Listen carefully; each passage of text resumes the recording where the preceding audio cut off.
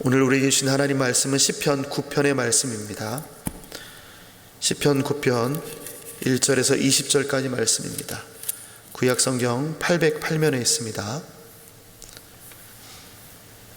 시편 9편 1절에서 20절까지 말씀을 우리 한 목소리로 봉독하겠습니다. 시작. 내가 전심으로 여호와께 감사하오며 주의 모든 기사를 전하리이다. 내가 주를 기뻐하고 즐거워하며 지극히 높으신 주의 이름을 찬송하리니 내 원수들이 물러갈 때에 주의 앞에서 넘어져 망함이니이다. 주께서 나의 의와 송사를 변호하셨으며 보좌에 앉으사 의롭게 심판하셨나이다. 열방을 책하시고 악인을 멸하시며 저희 이름을 영영히 도만하셨나이다. 원수가 끊어져 영영이 멸망하였사오니 주께서 무너뜨린 성읍들을 기억할 수 없나이다. 여호와여 영영이 앉으심이여 심판을 위하여 보좌를 예비하셨도다. 공의로 세계를 심판하심이여 정직으로 만민에게 판단을 행하시리로다. 여호와는 또 압제를 당하는 자의 산성이시요 환난 때의 산성이시로다. 여호와여 주의 이름을 아는 자는 주를 의지하오리니 이는 주를 찾는 자들을 버리지 아니하심이니이다. 너희는 시온에 거하신 여호와를 찬송하며 그 행사를 백성 중에 선포할지어다. 피 흘림을 신문하시는 이가 저희를 기억하시며 가난한 자의 부르짖음을 잊지 아니하시도다. 여호와여 나를 긍휼히 여기소서.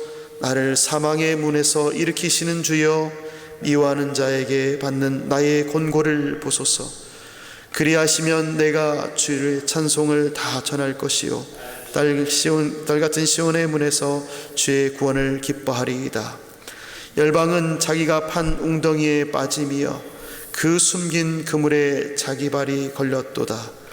여호와께서 자기를 알게 하사 심판을 행하셨으며 악인은 그 손으로 행한 일에 스스로 얽혔도다. 히카연 셀라. 악인이 음부로 돌아가며 하나님을 잃어버린 모든 열방이 그리하도다. 궁핍한 자가 항상 잊어버림을 보지 아니하며 가난한 자가 영영이 실망치 아니하리로다. 여호와여 일어나사 인생으로 승리를 얻지 못하게 하시며 열방으로 주의 목전에 심판을 받게 하소서.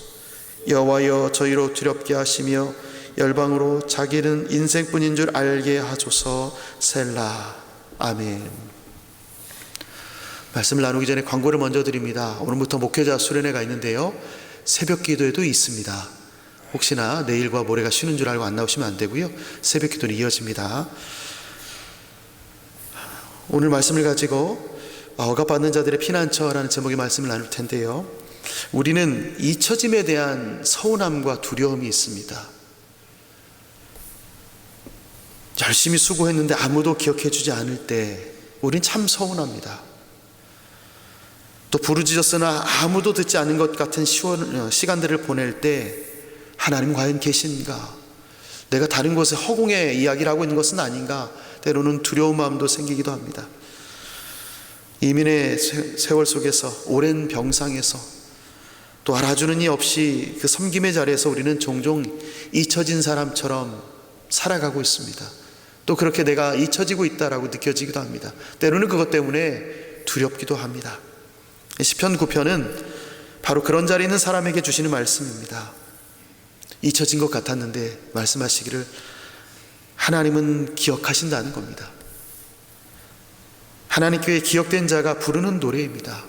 이 다윗이 자기가 잊혀진 인생이 아니었다라는 것을 고백하는 내용입니다.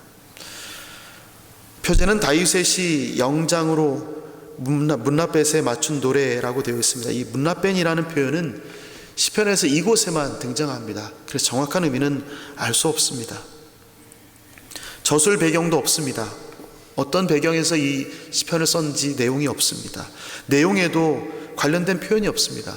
다윗이 지었으니까 어떤 사건이 있은 후에 지은 것은 아닐까 많은 학자들이 연구하지만 이 시편 9편의 이야기를 쭉 살펴보면 어떤 사건이 등장하지 않습니다. 연상되는 것들이 없습니다. 잃어볼 때 특별한 사건을 염두에 두고 지은 시가 아니라는 것을 확인하게 됩니다. 이 시의 내용을 전체적으로 살펴보면 지난날에 대해서 하나님께서 베푸신 그 구원의 은혜에 대한 회상과 감사가 가득합니다. 또한 이 내용에는 새로운 구원에 대한, 또 원수에 대한 심판을 간구하면서 기도하는 내용입니다. 노래하는 내용들입니다. 감사의 내용은 과거의 이야기만 감사하지 않습니다. 아직 일어나지 않은 일에 대한 감사도 있습니다. 그래서 이 시편은 다윗의 시이지만 우리가 사건은 알 수 없고, 다윗이 자기의 삶 가운데에 지난 세월들, 그걸 가지고 감사하고 앞으로 일어날 일에 대한 감사구나, 이렇게 생각하시면 되겠습니다. 또 시편 9편의 특징이 있는데, 시편 9편은 히브리어 알파벳 순서대로 쓰여 있습니다. 시편에는 히브리어 알파벳 순서대로 쓴 시편이 총 9편이 있는데 그 중에 첫 번째로 등장하는 시입니다. 그리고 이 시는 시편 10편과 쌍을 이루고 있습니다. 알파벳이 끝나는 시점과 시작하는 시점이 시편 10편에 이어집니다. 그럼에도 불구하고 불리는 것은 같은 시점에서 같은 관점으로 쓴 것이 아니다라는 것입니다. 다윗이 여호와께서 원수를 멸하신 과거의 사건들을 회상하면서 감사의 노래를 부릅니다. 1절 말씀입니다. 내가 전심으로 여호와께 감사하오며 죄 모든 기사를 전하리이다. 전심으로, 마음 전부를 다하여서 다한 그런 감사의 내용이 오늘 본문입니다. 이 감사는 구원을 받은 후에 이루어진 감사가 아닙니다.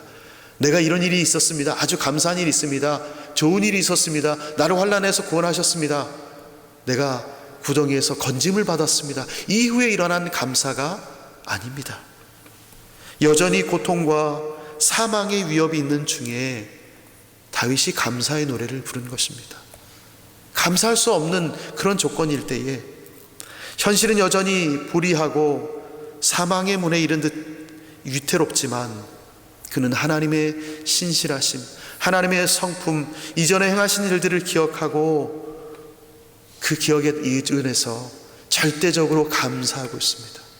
지금 당장에 나에게 일어난 이 환경이 어려움이지만 하나님께서 나에게 과거에 어떻게 행하셨는가, 그분이 나를 어떻게 이끌어 오셨는가, 그렇다면 내 이 지금의 사건을 어떻게 이끌어 가실 것인가에 대한 그 이야기를 생각하며 감사하는 것입니다. 여러분, 감사는 기억에서부터 나옵니다.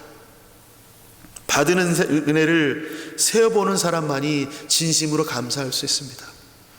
당장의 감사도 있지만 지나온 날들을 내가 어떤 일을 살았는가, 어떻게 하나님께서 나의 삶을 이끄셨는가를 세어보면 감사가 절로 나옵니다.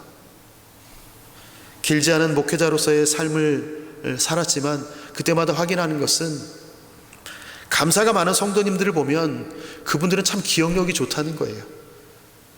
예전에 제가 이런 일이 있었습니다. 그 말은 과거에 그런 일이 있어서 감사할 뿐만 아니라 지금도 그런 일이 있을 거라고 기대하는 것입니다. 과거에 나에게 이런 어려움이 있었는데 이렇게 해결하셨습니다. 하나님이 이렇게 이끌어 가셨습니다. 앞으로 나에게 올 어려움도 하나님이 그렇게 해결해 가실 것입니다. 이런 감사가 넘치는 것입니다. 지나온 광야에서 베푸신 은혜를 기억하는 사람은 오늘의 광야에서도 주실 은혜를 기대하는 것입니다. 과거의 은혜를 기억하지 못하면 지금 당장의 은혜를 주신다 할지라도 그 순간만의 감사입니다. 지나온 나의 삶의 여정을 통해서 감사가 넘친 분들은 지금의 삶에서도 나의 하나님이 어떤 분인지 알기에 그분을 신뢰하며 나의 삶을 이끌어 가실 것을 기대하게 됩니다. 그러니 입술의 감사가 끊이지 않는 것입니다. 다윗이 그 감사하는 근거가 무엇일까요? 하나님이 어떤 분인지 알기 때문에 그렇습니다. 하나님이 어떤 분인가?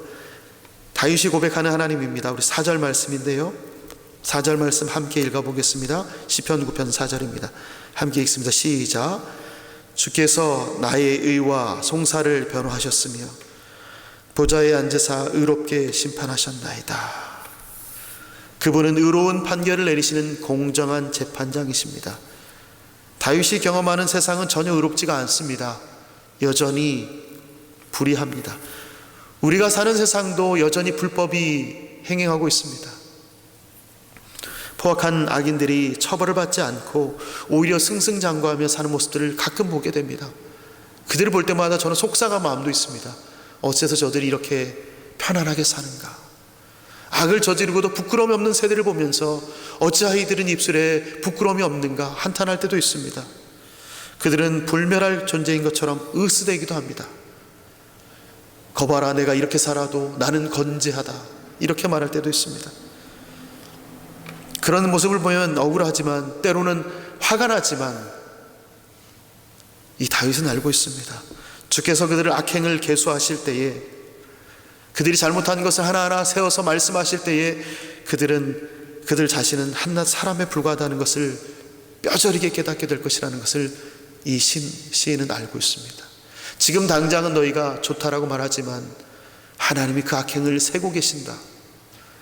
그걸 말씀하시는 순간 너희는 내가 한낱 인간에 불과했구나, 내가 잘난 존재가 아니구나를 깨닫게 될 것이다 라고 말합니다. 악인은 제 손으로 자기가 빠져버릴 웅덩이를 파고 있습니다. 자기 발에 걸리도록 그물을 숨기고 있습니다. 그 손으로 행한 일이 스스로 얽히게 됩니다. 자신들은 모르는데 그러고 있는 모습을 다윗은 보고 있는 것입니다. 지금 당장 너희는 모를 거야. 하지만 하나님께서 그 악행을 계수하시는 날 나는 너희들이 행한 모든 일들을 알게 될 것이다, 이렇게 말하는 것입니다. 그들은 결국 음부로 돌아갑니다. 하나님을 잊어버린 열방이 그렇습니다. 하나님을 알지 못하는 열방이 음부로 돌아가게 됩니다. 시인이 이를 알게 되었고 그래서 구원의 하나님께 감사를 하고 찬양하는 것입니다. 시인이 또한 감사의 근거 되시는 하나님은 또 어떤 분인가? 시인이 말하는 그 하나님은 9절의 말씀입니다. 9절을 제가 읽어드립니다. 여호와는 또 압제를 당하는 자의 산성이시요 환난 때의 산성이시로다. 억울하게 죽은 이들, 힘없고 가난하여 속절없이 당해하는 이들, 고통 가운데 탄식하는 이들은 불의한 세상에서 기댈 곳이 없습니다. 오직 하나님의 보호를 갈망합니다. 하나님은 이들의 기대를 저버리지 않고 그들의 기도를 들으시는 분이십니다. 여호와는 어떤 분이신가? 나의 산성이십니다. 다윗은 그 보호하신 하나님을 향하여 찬송합니다. 또 하나님은 어떤 분입니까? 12절입니다. 피 흘림을 신문하시는 이가 저희를 기억하시며 가난한 자의 부르심을 잊지 아니하시도다. 신문하신다라는 이 표현은 나에게 질문을 던져서 괴롭게 한다는 표현이 아닙니다. 이 말은 찾아서 신원하신다라는 뜻입니다. 찾아서 억울한 이야기를 다 들어주신다는 말입니다. 그 억울함을 해결하기 위해서 동분서주하게 바쁘게 움직이신다는 말입니다. 세상이 덮어버린 억울한 피, 아무도 듣지 않은 가난한 자의 부르짖음을 하나님은 하나도 잊지 아니하시고 반드시 찾아 갚으십니다.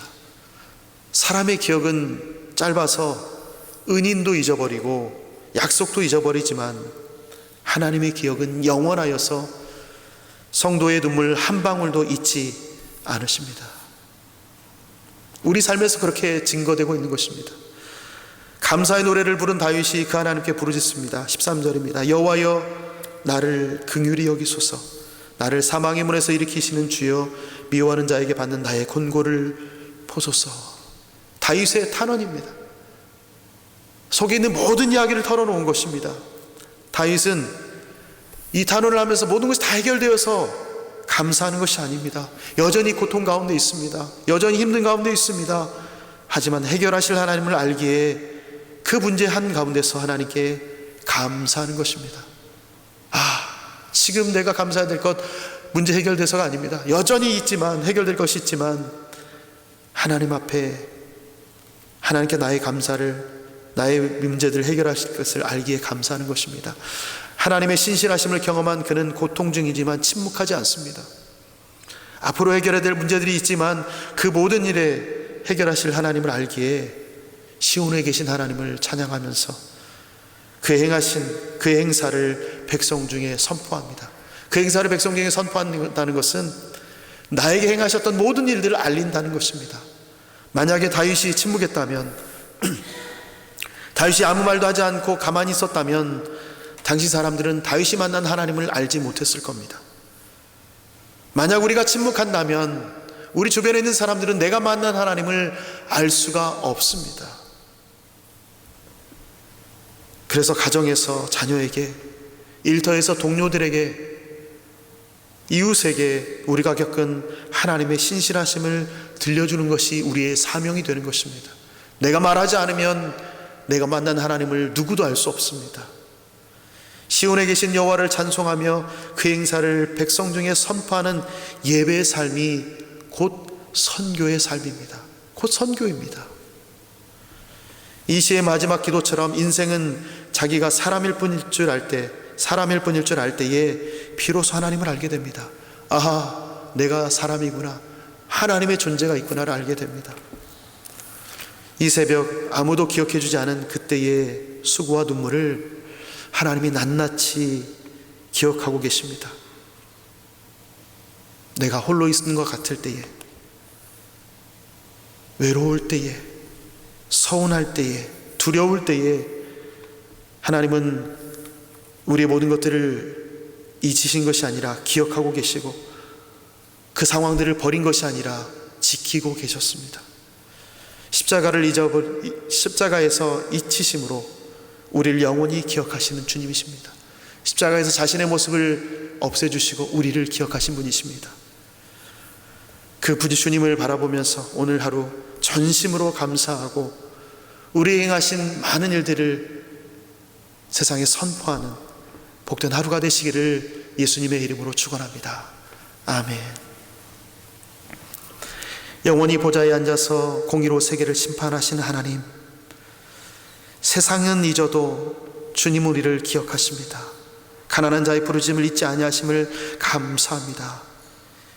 잊혀진 것 같은 침묵의 시간에도 주의 기다리심을 신뢰하게 하시고 낙심하지 않고 밤낮 부르짖는 우리가 되도록 이끌어 주옵소서. 압제당하는 자의 산성이신 주께서 이 땅에 눌린 자들 또한 억울한 자들을 신원하여 주시고 저희로 하여금 받은 은혜를 전심으로 감사하며 주의 행사를 사람들 가운데 선포하는 우리가 되도록 이끌어 주옵소서. 감사드리며 예수님의 이름으로 기도합니다. 아멘.